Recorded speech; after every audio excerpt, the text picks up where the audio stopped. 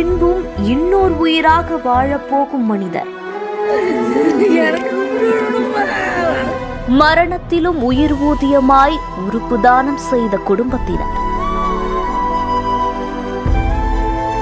அரசு சார்பில் மரியாதை செலுத்திய நெகிழ்ச்சி சம்பவம். அரியலூர் மாவட்டம் செந்துறை பக்கத்துல இருக்கக்கூடிய காவனூர் கிராமத்தை சேர்ந்தவர் தான் சின்னத்துறையுடைய மகன் பாக்யராஜ். இவருடைய வயது 40. இவர் ஒரு கூலி தொழிலாளி.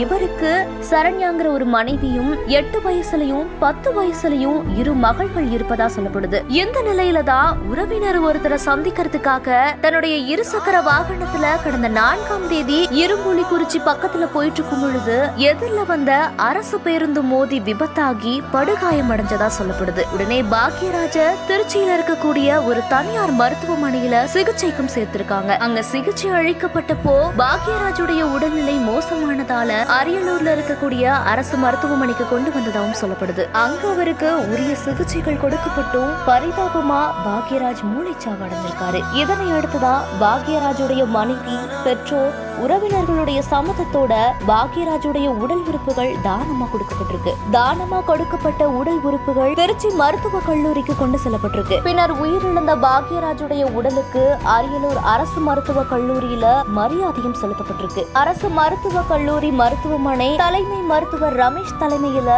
மருத்துவர்களும் செவிலியர்களும் பாக்யராஜுடைய உடலுக்கு மாலையிட்டும் மலர் தூவியும் அஞ்சலி செலுத்தியிருக்காங்க. பின்னர் பாக்யராஜுடைய உடலை அவருடைய சொந்த ஊரான காவனூருக்கு கொண்டு செல்லப்பட்டிருக்கு. அது மட்டும் இல்லாம பாக்யராஜுடைய உடலுக்கு அரசு சார்பில் உடையார்பாளையம் கோட்டாட்சியர் மற்றும் செந்துறை தாசில்தார் ஆகியோர் மாலை அணிவித்து மரியாதை செலுத்தியிருக்காங்க. இந்த செய்தி குறித்த உங்களுடைய கருத்துக்களை கீழே கமெண்ட்ஸ்ல சொல்லுங்க. மேலும் செய்திகளுக்கு நம்ம பிஹைண்ட் பிக்ஸை ஃபாலோ பண்ணிக்கோங்க.